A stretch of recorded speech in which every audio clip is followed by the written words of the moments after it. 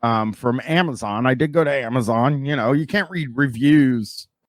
You can't read reviews of loss prevention guys, but there is a book by John Jordan, and it is called The Loss Prevention Officer. It's 4 stars, 242 reviews. And we're going to read the thing, the description.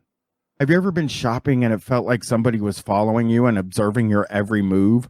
Have you ever noticed the camera domes scattered along the ceilings of your favorite department store and wonder who might be operating them and whether they might be staring at you? Have you ever felt strange getting undressed in a fitting room and wonder whether someone might be watching? Starting to really get horny. Am I the only, like, there's a real tinge of like, this person is turned on by this. Maybe it's the way Bryan's saying it. Well, yeah. And he goes, these feelings may be telling you something. They may be telling you that you are being watched by a loss prevention officer. The Loss Prevention Officer is a thriller that tells the story of Crane Jefferson, a 3-year law student at the University of Miami who takes a job in the loss prevention department at Taylor's department store. Through the eyes of Crane, the underground loss prevention world involved in catching shoplifters is explored. A shadow world of violence and perversion that the retail establishment does not want you to know about. Crane, what was his name? Crane Jefferson. Wow, that's such a totally real name. That sounds so real, and it's like such a name that's not from a book. That's what I like about it. Crane Jefferson. It's a cop name from a book too. It's like they gave him a name that you would give an action star. It is a name where as soon as you read it, you say, this is a fictional character, and I am immediately taken out of this story.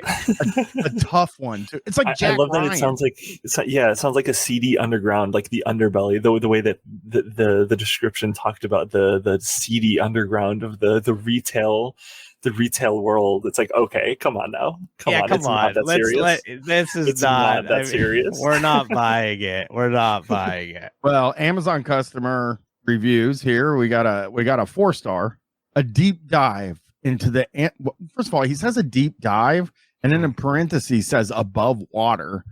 Oh, that's a dig. That's a dig. Oh, okay. I didn't know. I couldn't figure it out. Like, I thought he was saying, like, I know you just saw the word dive, but this doesn't include water. Like, I thought he was trying to let you know. No, I think that's like a really dumb kind of dig, but I don't know. We'll have to hear the rest of the review. Well, it's a deep dive into the anti-shoplifting that retail stores are sadly forced to do. A tell-all, no-holds-barred fictional account of what could very likely be real. What has our society come to when the bad guys are bad? Like, sure, the story is, I know it's not a true story, but it's kind of fucked up that I believed it could be true. Yeah, you know? It's that phenomena, but a review for a book. Yeah. I love the line. What has our society come to? like people haven't been stealing since there were things. You know? When the bad guys are bad and the good guys aren't so good either. Why should we have to defend against rampant retail theft? Is there a better way to do it? Not a polished writer by any means, hence only 4 stars.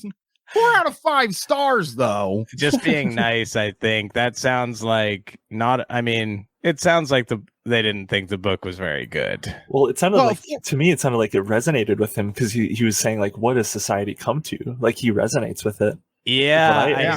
That's I think you might be right that maybe not that they didn't enjoy it, but they recognized it was very poorly written. Well, Toots Sullivan gave it a 1-star review. Uh-oh. Here comes the truth. Here comes the truth on it from someone who's actually, I think that other person was one of those nice people. I think we're going to get the truth here. Yeah, Toots gave it 1 star and called it drivel. And he's from Australia, so maybe it's like a cultural thing. He goes, the use of offensive language was terrible. I cannot recommend it at all. Blasphemy, swearing, derogatory terms, and I didn't have to read much to see that in what I think was a load of drivel. Okay, well, hang on. Never mind. So that's just a religious fanatic. I was completely wrong about that. That person's like mad because they say, God damn it.